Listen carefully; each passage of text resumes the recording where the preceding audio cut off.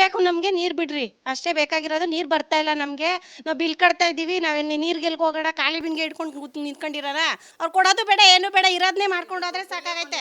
ನೀರ್ ವ್ಯವಸ್ಥೆ ಮಾಡ್ಕೊಟ್ರೆ ಸಾಕು. ಸಿದ್ದರಾಮಯ್ಯ ಸಾಹೇಬ್ರಿಗೆ ಹೇಳೋದು ಒಂದೇ ಈ ಎಲ್ಲ ಫ್ರೀ ಉಚಿತ ಯೋಜನೆಗಳು ಬಿಟ್ಟು ನೀರೊಂದು ಕೊಟ್ರೆ ಜನರಿಗೆ ಅವಶ್ಯಕತೆ ಬೇಕಾಗಿರೋ ನೀರ್ ಮೇನು ಇದೊಂದು ಕೊಟ್ರೆ ಎಲ್ಲರ ಪ್ರಾಣ ಉಳಿಸ್ದಂಗಾಗುತ್ತೆ. ಒಂದ್ ದಿವಸ ಬಿಡೋದು, ಅದು ಸರಿಯಾಗಿ ನೀರು ಬರ್ತಾ ಇಲ್ಲ ನಮಗೆ. 5 ರೂಪಾಯಿ ಕಾಯಿನ್ ಕೊಟ್ಟು ಕುಡಿಯಕ್ಕೆ ತಂದು ಕೊಡ್ತೀವಿ ಅಷ್ಟೇ, ಬಳಸಕ್ಕೆ ನೀರೇ ಇಲ್ಲ. ರಾಜ್ಯದಲ್ಲಿ ನೀರಿನ ಅಭಾವ ಎಷ್ಟಿದೆ ಅನ್ನೋದನ್ನ ಬಿಡಿಸಿ ಹೇಳಬೇಕಾಗಿಲ್ಲ, ಇವರ ಮಾತು ಕೇಳಿದರೆ ಗೊತ್ತಾಗುತ್ತೆ. ಅದರಲ್ಲೂ ಬೆಂಗಳೂರಿನಲ್ಲಿ ಈ ಬಾರಿ ಕೇವಲ ಅಭಾವ ಮಾತ್ರ ಅಲ್ಲ, ವಾಸ್ತವವಾಗಿ ಇದು ಭೀಕರ ಜಲಕ್ಷಾಮ. ಇಂಥ ಜಲಕ್ಷಾಮದ ಸಂದರ್ಭದಲ್ಲಿ ನೀರನ್ನು ಜತನದಿಂದ ಕಾಪಾಡಿಕೊಂಡು ಹೋಗುವುದು ಬಹಳ ಮುಖ್ಯವಾಗುತ್ತೆ. ಮನಸೋ ಇಚ್ಛೆ ಬೋರ್ವೆಲ್ ಕೊರೆದು ನೀರಿನ ಮೂಲಕ್ಕೆ ಕನ್ನ ಹಾಕುತ್ತಲೇ ಇದ್ದೇವೆ.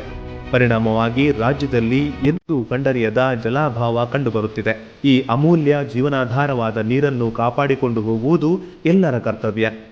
ಇಂಥ ಹೊತ್ತಲ್ಲಿ ಸರ್ಕಾರ ತಜ್ಞರ ಸಲಹೆಗಳನ್ನು ಪಾಲಿಸುವುದು ಕೂಡ ಮುಖ್ಯವಾಗುತ್ತದೆ.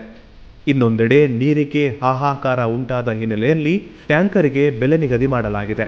ಆದರೆ ಟ್ಯಾಂಕರ್ ಮಾಲೀಕರು ಮಾತ್ರ ಸರ್ಕಾರದ ದರಕ್ಕೆ ಸೊಪ್ಪು ಹಾಕುತ್ತಿಲ್ಲ ಎಂಬ ಆರೋಪಗಳು ಕೇಳಿಬರುತ್ತಿವೆ. ಹೀಗಾಗಿ ಜನರು ರೋಸಿ ಹೋಗಿದ್ದಾರೆ. ಬೆಂಗಳೂರಿನಲ್ಲಂತೂ ಭಾರಿ ಪ್ರಮಾಣದಲ್ಲಿ ನೀರಿನ ಸಮಸ್ಯೆ ಉಂಟಾಗಿದೆ. ನಗರದ ಬಹುತೇಕ ಕಡೆ ಟ್ಯಾಂಕರ್ಗಳಿಂದ ನೀರು ಪೂರೈಸಲಾಗುತ್ತಿದೆ. ಈ ಸಮಸ್ಯೆ ಮಧ್ಯೆ ಬೆಂಗಳೂರು ದಕ್ಷಿಣ ಸಂಸದ ತೇಜಸ್ವಿ ಸೂರ್ಯ ಬೆಂಗಳೂರು ನೀರು ಸರಬರಾಜು ಹಾಗೂ ಒಳಚರಂಡಿ ಮಂಡಳಿಯ ಮುಖ್ಯಸ್ಥರನ್ನು ಭೇಟಿಯಾಗಿ ಚರ್ಚಿಸಿ ಕೆಲವೊಂದಷ್ಟು ಸಲಹೆ ನೀಡಿದ್ದಾರೆ.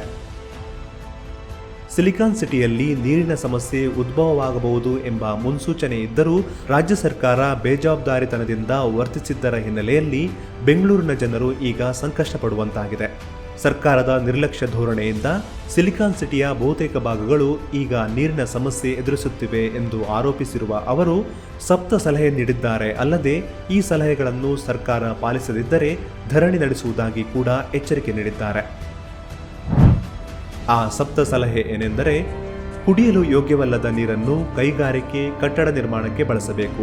ಕುಡಿಯುವ ನೀರನ್ನು ತೊಂದರೆ ಇರುವ ಸ್ಥಳಕ್ಕೆ ಸರಬರಾಜು ಮಾಡಬೇಕು. ಸಂಸ್ಕರಣೆ ನೀರಿನ ಪ್ರಮಾಣ 1300 mld ಇದ್ದು ಆ ನೀರನ್ನು ಮರುಪೂರಣ ಜಾಲಕ್ಕೆ ಬಳಸಬೇಕು. ಭೂವಿಜ್ಞಾನಿಗಳ ಸಲಹೆ ಮೇರೆಗೆ ಸಾಧ್ಯವಿದ್ದ ಕಡೆ ಬೋರ್ವೆಲ್ ಕೊರೆಯಿಸಿ ನೀರಿನ ವ್ಯವಸ್ಥೆ ಕಲ್ಪಿಸಬೇಕು. ಕಳೆದ ತಿಂಗಳುಗಳಿಂದ ನಿಷ್ಕ್ರಿಯ ಸ್ಥಿತಿಯಲ್ಲಿರುವ ಬೋರ್ವೆಲ್ಗಳನ್ನು ಗುರುತಿಸಿ ಮರುಪೂರಣ ಮಾಡಬೇಕು.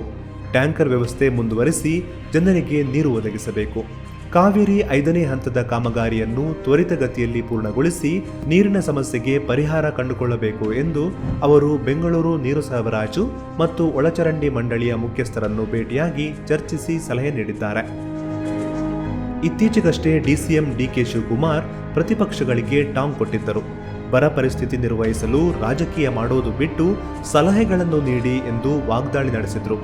ಇದೀಗ ಅವರಾಗಲಿ ರಾಜ್ಯ ಸರ್ಕಾರವಾಗಲಿ ಈ ಸಲಹೆಗಳನ್ನು ಎಷ್ಟು ಗಂಭೀರವಾಗಿ ಪರಿಗಣಿಸುತ್ತೆ ಅನ್ನೋದನ್ನ ಕಾದು ನೋಡಬೇಕು.